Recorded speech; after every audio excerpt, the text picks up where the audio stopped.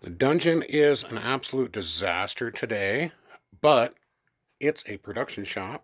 I have to fix my DEWALT. What is this? A D26441 quarter sheet palm sander. Hopefully I can get it to do what it's doing. Push the button. It's got one of these silly little I/O switches with the rubber deal on there. I've noticed it just doesn't turn on sometimes. I've also noticed on a few forums, threads, Facebook posts that people have experienced these things just randomly starting up. Like maybe the switch gets full of dust and stuff. I rarely have the dust collection hooked up to it, or the bag for that matter. But I do keep it blown out with some compressed air all the way up through these vent holes down here, and then the little fan deal that actually provides for your dust extraction. So we have grabbed our T20 Torx, and we are going to disassemble this dude right after I try to illustrate the problem. Usually the problem, I'll smack it, it'll start up, but a lot of times I'll smack it and it'll start up like really slow and not even get to its full RPM.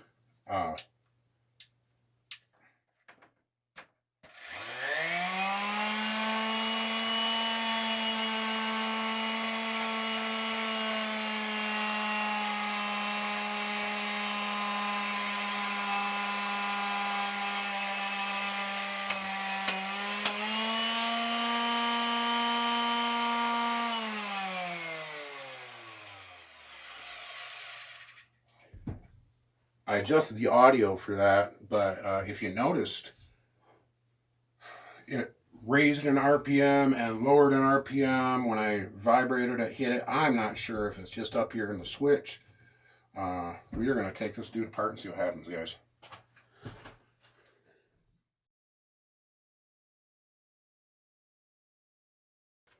Three Torx head screws and a little pry from a flathead screwdriver allows us to see inside.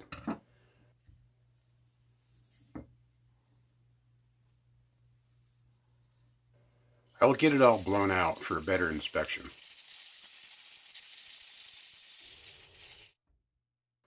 I'm being careful to not touch any exposed wires or connections, and I will turn it on to see if we can see anything wrong while it's running. Well, as you can see there, folks, a lot of sparks are coming from where the carbon brush comes into contact with the armature. This is a clear indication that the brushes have been worn down past the point required to keep a good contact on the armature. There's a small spring that holds the brush against the armature. When the brush wears down, the spring progressively is applying less pressure. Carefully touching the wire that is connected to the brush to apply a little bit of pressure will also verify that. Notice how the RPMs went up when I applied a little more pressure to the brush. I have purchased new brushes from Amazon, so now we must install them. I use a screwdriver to pull the spring back, being careful not to distort it or let it fly off of there. I slip a piece of sandpaper, and the abrasive on the sandpaper actually helps hold that spring in place, and then I can pull the brush out. And then I'll just use a small pair of pliers to disconnect the terminal. It simply just slides out.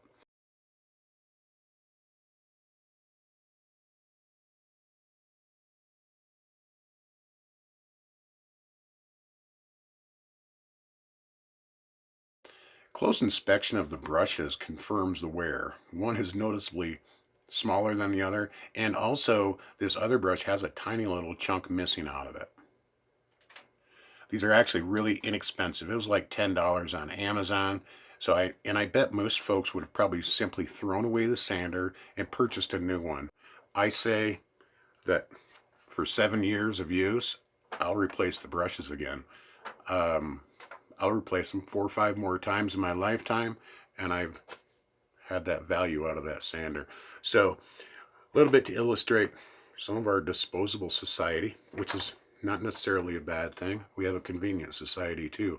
But I wanted to give you guys this video again, how to change brushes in another tool. If you haven't seen that, if you had a Sawzall, I replaced the brushes in that guy. Very simple task, guys. as you see, my shop is an absolute disaster still, but I want to feed you the best content every week. So if I got to fill in a little sander video, well, I got to use my sander, so I've got to fix it. I'm going to film it for you folks. We are going to be on top of this hybrid dust collector project very, very soon. I have some other production items that I'm going to be doing, but I'm going to share those over on my Facebook page, Kevin's Wood Creations. That's going to give a little more of the customer project type things that are going on here at Making Sawdust. I also have a Facebook page, Making Sawdust. So over there you can see revised versions of all of these videos that I put on YouTube. Also some behind the scenes stuff. So I want you to click subscribe if you guys are still sticking around here. Pop on over to Facebook. Tell your friends pop on over to Facebook. Maybe they don't use YouTube. So give me another follow over there, guys. And as always, get out in the shop and start making some sawdust. Thank you very much.